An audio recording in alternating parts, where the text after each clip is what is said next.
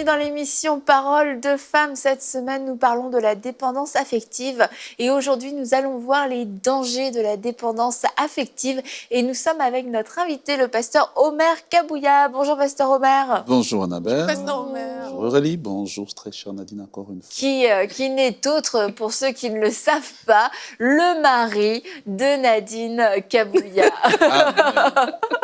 Donc Nadine, tu m'avais dit, je pense que Omer serait vraiment bon pour faire une série sur la dépendance affective. Et je te dis merci parce que... Tu n'avais pas tort. Tu n'avais pas tort. Parce qu'on a commencé juste hier, mais il y a déjà eu beaucoup de choses de dites. Et comme on l'a dit hier, la dépendance affective, le mal de l'âme, en fait, tout simplement, n'est pas un mal qui est malheureusement quelque part réservé ou vécu juste par les femmes. C'est aussi vécu par les hommes. Et c'est pour ça que c'est très intéressant d'avoir un homme avec nous sur ce plateau pour nous parler de la dépendance affective ou de la dépendance émotionnelle. Et aujourd'hui, donc, on va voir les dangers de la dépendance affective et on va commencer en fait en reparlant de ce fameux mal de l'âme, une âme qui souffre, une âme qui est en souffrance. Finalement, qu'est-ce que c'est? Premièrement, je veux rassurer nos auditeurs et ceux qui nous suivent pour vous dire premièrement que Dieu vous aime. Vous avez été créés à l'image de Dieu. Au psaume 139, le verset 13 à 15, le psalmiste dit « C'est toi qui as formé mes reins, mes sentiments ou mes émotions, qui m'as tissé dans le sein de ma mère. Je te loue de ce que je suis une créature merveilleuse. Tes œuvres sont admirables et mon âme le reconnaît.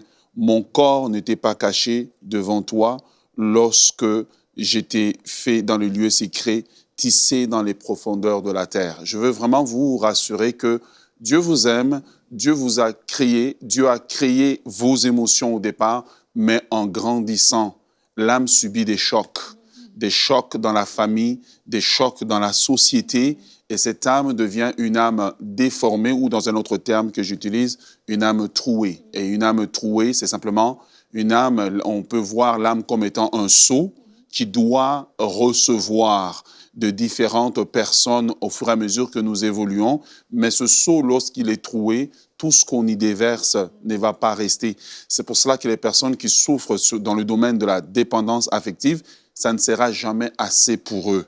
Et ils vont toujours en demander plus parce que ça ne sera jamais assez, parce que, en fait, l'âme est malade. Et la dépendance affective fait partie d'une des maladies de l'âme. Et souvent, on prie pour notre corps, on prie pour notre esprit, mais on ne s'intéresse pas. Or, la plus grande partie des problèmes de l'homme se situe au niveau de l'âme. C'est pour ça que dans Luc, chapitre 4, le verset 18, quand Jésus s'annonce, la plus grande partie de l'Esprit du Seigneur, l'Éternel est sur moi, car il m'a oint, la plus grande partie, si on le lit bien le texte, c'est dans l'âme que ça se situe. Et puis, il cite une petite partie pour l'Esprit, annoncer la bonne nouvelle aux prisonniers, et l'autre partie à la fin, il va citer pour la guérison physique, mais la grande partie, c'est la guérison de l'âme. Et j'aimerais vous parler pour vous dire que Jésus veut vous guérir aujourd'hui. Il veut commencer un processus de libération, de guérison et de rééquilibre de votre âme. Amen. Et l'erreur qu'on peut faire souvent quand on parle de l'âme, c'est de penser que l'âme est mauvaise, en fait. Mais comme Pasteur Omer a dit, l'âme n'est pas mauvaise, en fait. C'est ce qui est à l'intérieur qui nécessite parfois des interventions, etc. Mais l'âme en elle-même, elle est super. C'est là où il y a toutes les émotions dans notre âme, c'est là où il y a notre mémoire, c'est là où il y a toutes ces choses-là. Et justement, quand on comprend cela, on peut aller à la source, rechercher dans cette âme ce qui ne va pas, ce qui fait passer ce qui est bon et qui garde finalement ce qui n'est pas bon et éliminer ces choses-là au travers de la parole de Dieu. Je l'ai dit aussi dernièrement, on avait fait toute une série sur l'âme à l'époque où justement on expliquait que l'âme c'était une bonne chose et les émotions aussi sont des bonnes choses. Et tu l'as dit hier, on a tendance à féminiser les émotions, on a tendance à féminiser et à affaiblir aussi les émotions, en donner un côté très péjoratif. Tu en avais parlé aussi dernièrement, Nadine, dans une série qu'on a fait, apprendre à exprimer ses émotions. Mais les émotions, ce sont des choses tout à fait normales. Dieu nous a créés avec des émotions. Les émotions sont belles, les émotions ont leur utilité, mais après, c'est comme toute chose dans la vie, il faut savoir les comprendre, mettre des mots dessus, savoir les utiliser, savoir les exprimer, et puis aussi savoir les maîtriser, en fait. C'est comme de manger, c'est super de manger. Bon, Pasteur Omer a donné un exemple hier sur le soleil, mais moi, dans la nourriture, ça me parle plus. Non, mais c'est super de manger. On a été fait pour manger. Dieu a créé la nourriture pour nous et pour qu'on puisse y prendre plaisir. Mais manger de façon déséquilibrée, ça peut apporter des problèmes dans notre corps. Ça peut apporter des déséquilibres. Ça peut apporter tout un tas de choses. On tombe dans de la gloutonnerie. Et c'est en fait ces excès. Un excès de mauvaises émotions, une mauvaise gestion des émotions. C'est là le problème. Mais les émotions en soi ne sont pas problématiques. Et c'est ça vraiment qu'on doit saisir. Et dans la dépendance affective, c'est qu'il y a eu une mauvaise gestion, une mauvaise compréhension, une mauvaise utilisation des émotions. Mais on va en parler cette semaine. On n'est pas en train de bannir l'amour, on n'est pas en train de bannir l'interdépendance, comme Rachel Dufour en a parlé hier. On n'est pas en train de bannir l'affection aussi, c'est normal de s'aimer, d'avoir des attentes des autres, mais qu'elles ne soient pas démesurées en fait. Et une des choses dans la dépendance affective, un des dangers, c'est vraiment les relations toxiques. Oui, effectivement. Et avant même de venir aux relations toxiques, c'est qu'on doit comprendre que quand nous sommes en train de nous développer en tant que personne, si justement l'âme a été mal nourrie, pour revenir à l'exemple de la nourriture, elle s'habitue à manger ce qu'on appelle de la malbouffe, en fait. Au lieu de manger ce qui l'emmène à grandir, à s'équilibrer, elle s'habitue à manger de la malbouffe. En fait, elle est trompée parce qu'elle pense que la malbouffe, c'est ça qui lui donne la santé. Et quand elle mange cette malbouffe, elle est rassasiée pour un temps. Donc, elle a l'impression que, OK, j'ai mangé ce qu'il faut, mais en réalité, elle mange des choses qui vont lui donner du cholestérol de l'âme, problème de cœur de l'âme, etc. Elle devient obèse, mais elle n'a pas grandi. Et beaucoup de gens sont dans un corps d'adulte, mais avec une âme ou une expression d'émotion d'enfant. Ils aiment comme des enfants. Et dans la thérapie pastorale, on le voit souvent. Et j'étais avec une personne à un moment donné, en parlant avec la personne, en parlant avec la personne, et la personne est une adulte, mais je lui ai dit, mais le Saint-Esprit me révèle que tu as arrêté de grandir dans ton âme à l'âge de 8 ans. Il y a un événement qui s'est passé dans ta vie. Et la personne me dit, non, il n'y a rien qui s'est passé. Je dis, OK. Comme pasteur, on est prudent. Hein? 2 ans plus tard, la personne me revient pour me dire, oui, à l'âge de 8 ans, voici ce qui est arrivé dans ma vie. Mais qu'est-ce qui s'est passé? C'est que la personne a oublié l'événement. Mais quand on vit des choses comme ça et qu'on ne le sait plus ou qu'on a subi des événements, c'est ça qui fait maintenant que les relations toxiques deviennent comme une malbouffe pour l'âme.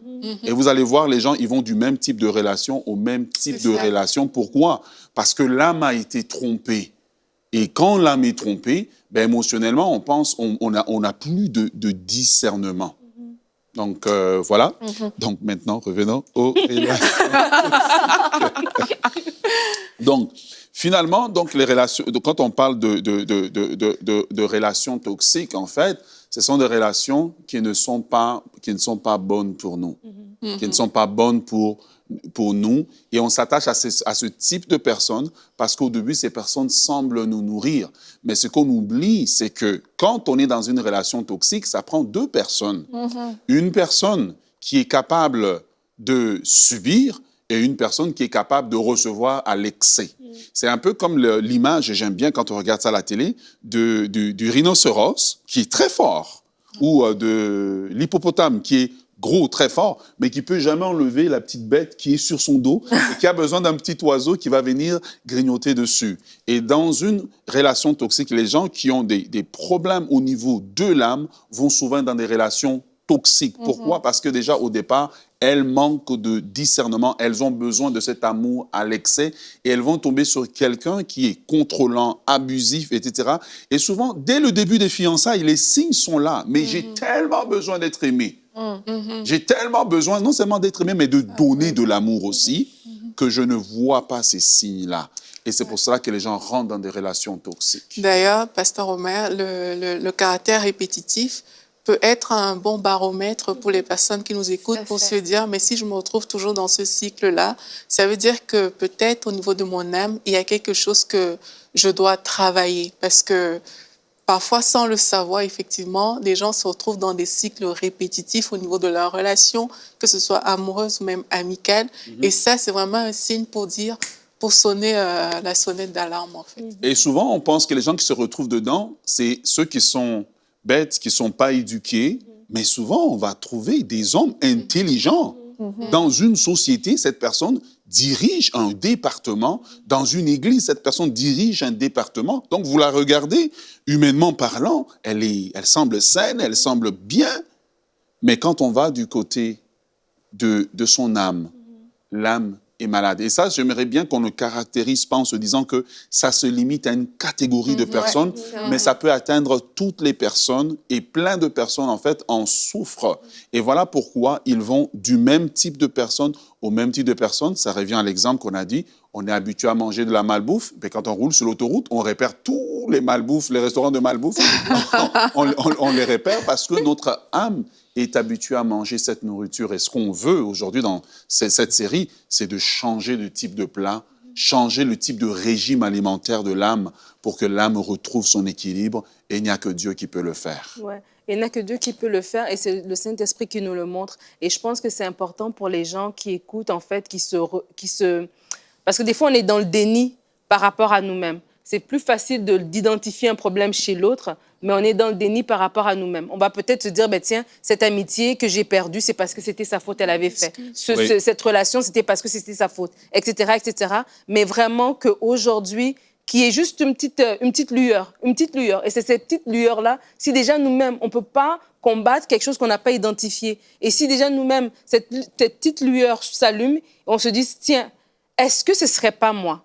Est-ce qu'il n'y a pas un fil conducteur? Est-ce qu'il n'y a pas une répétition, un pattern dans ce que je suis en train de faire? Et c'est là, comme on a dit, ce n'est pas parce que la personne elle a un niveau d'éducation plus bas, c'est n'importe qui en fait. Ça veut dire que ça peut être un événement, peut-être que toi et ta soeur, vous avez tous les deux grandi dans la même famille, avec les mêmes parents, la même éducation, mais vous avez pris, tu vois que ta direction n'est pas la même que l'autre. Ah tiens, peut-être que j'ai vécu quelque chose. Peut-être ma première relation m'a troublée, où je me suis sentie que non, je ne suis pas assez. Et là, du coup, je suis toujours dans un rythme où est-ce que je dois toujours faire plus.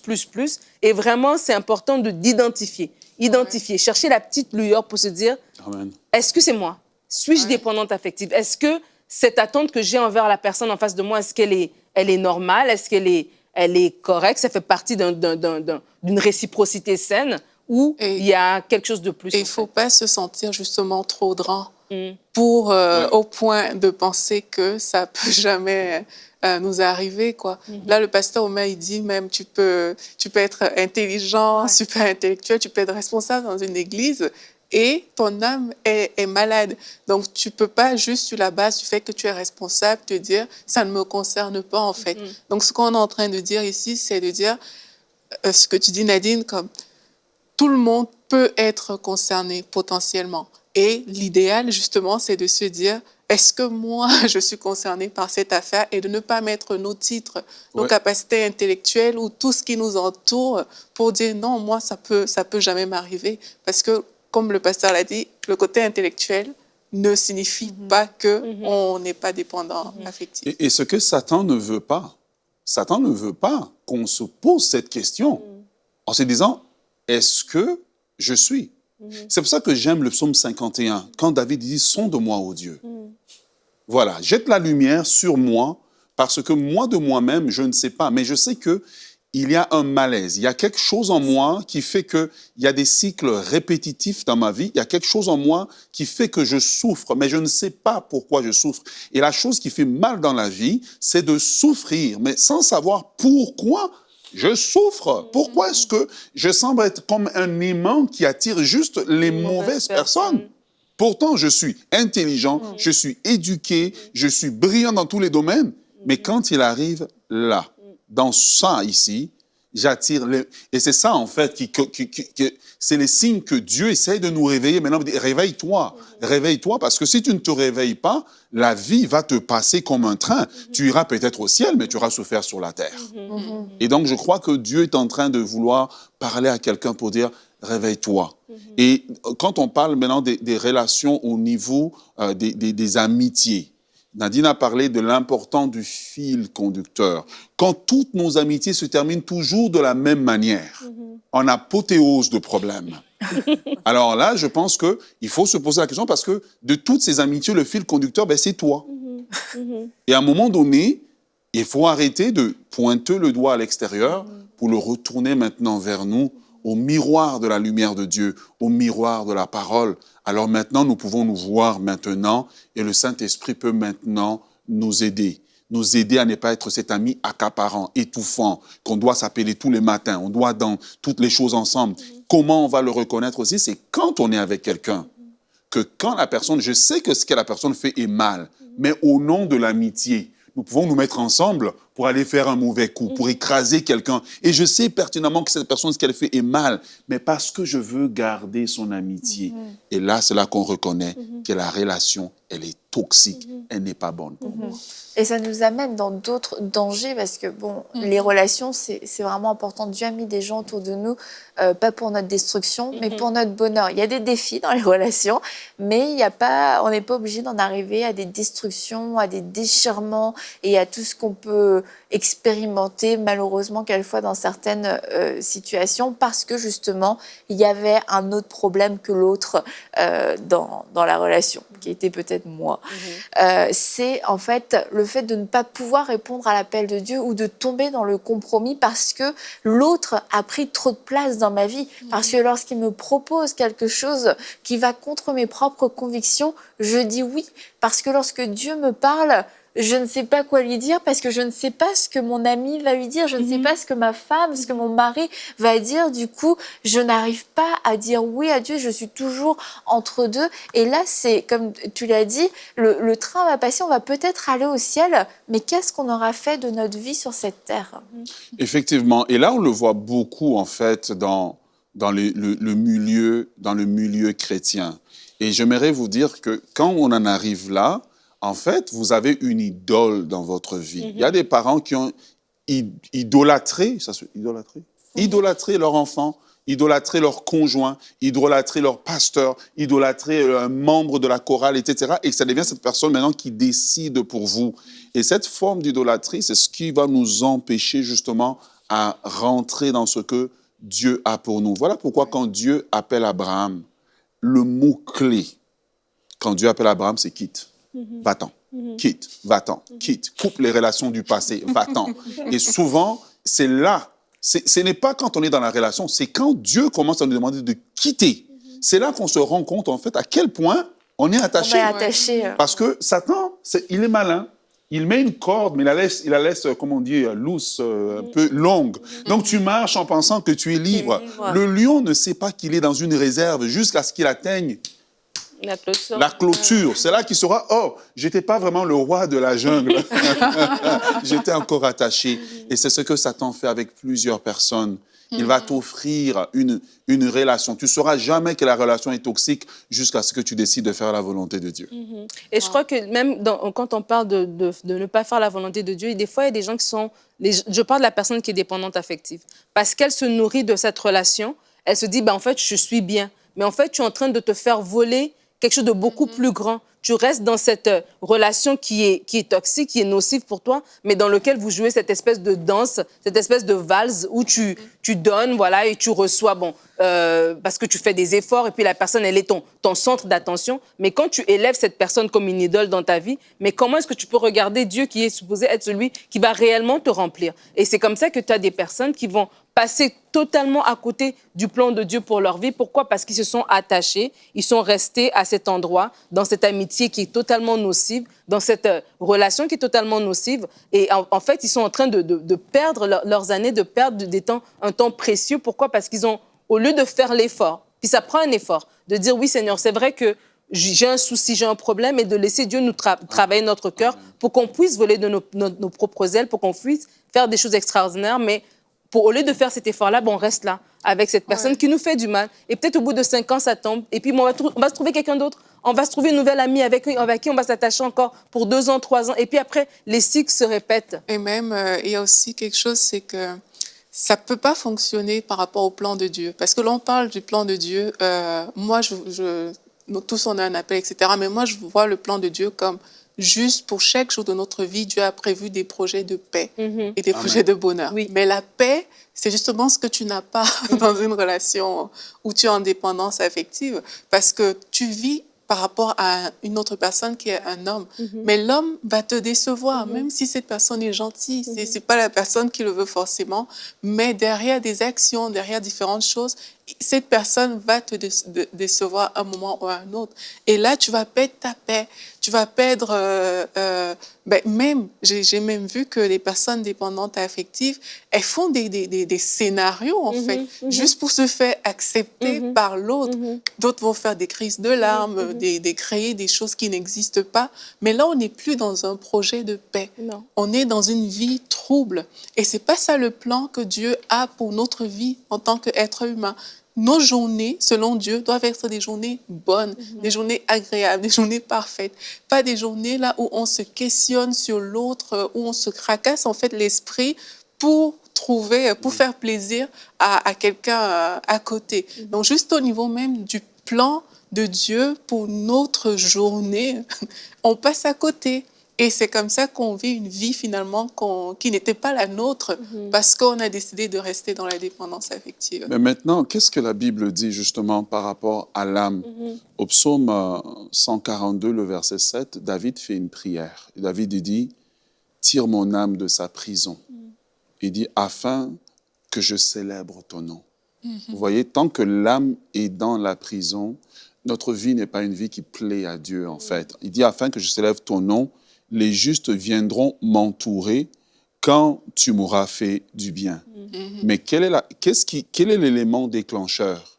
C'est que l'âme sort de sa prison, je peux louer Dieu, je peux vivre une vie qui plaît à Dieu, je peux vivre une vie d'adoration, mais ensuite de ça, mon cercle proche, il change.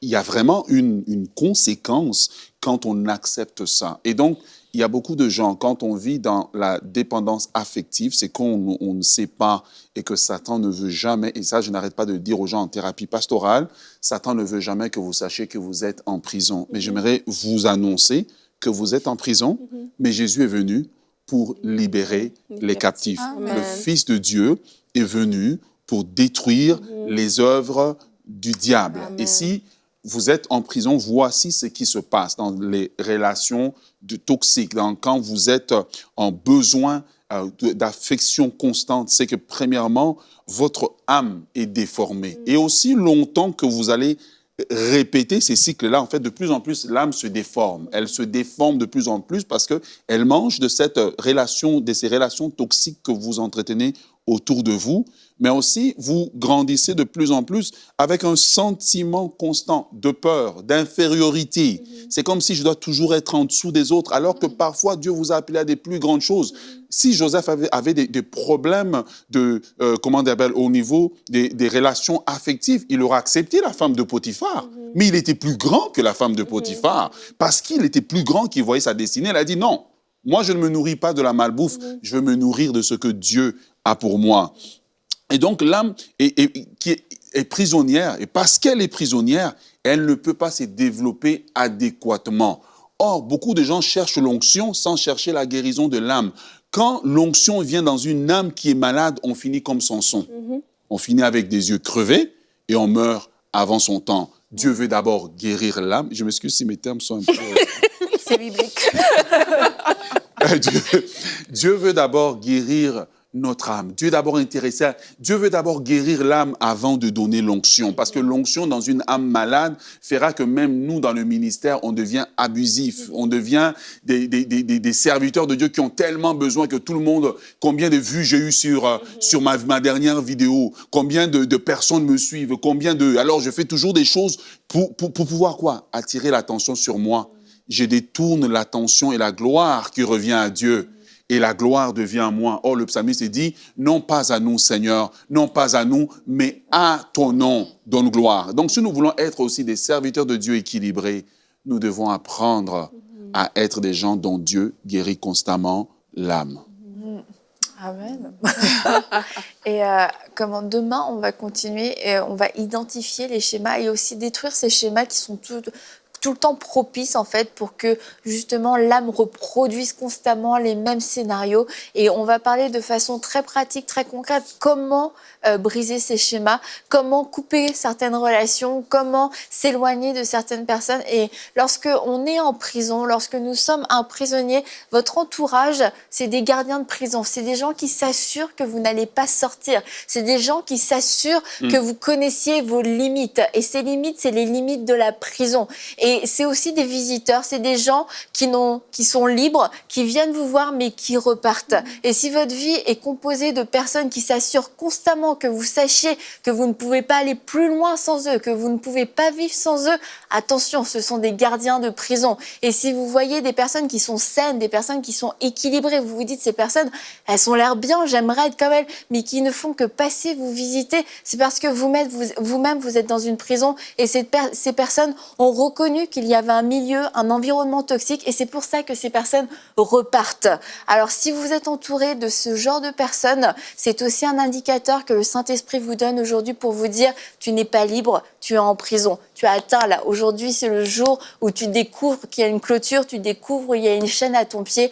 Mais comme nous l'avons dit, Jésus est venu pour te libérer. Il est venu pour libérer les captifs. Il n'y a aucune honte si jusqu'ici tu as été captif, car aujourd'hui, c'est le jour où Jésus vient te délivrer. Jésus vient briser cette chaîne de la captivité. Il te dit, sors, tu as été affranchi, tu as été libéré. Jésus a payé le prix pour cette liberté. Cette chaîne n'a plus aucun de pouvoir sur toi. Elle est brisée maintenant dans le nom de Jésus-Christ.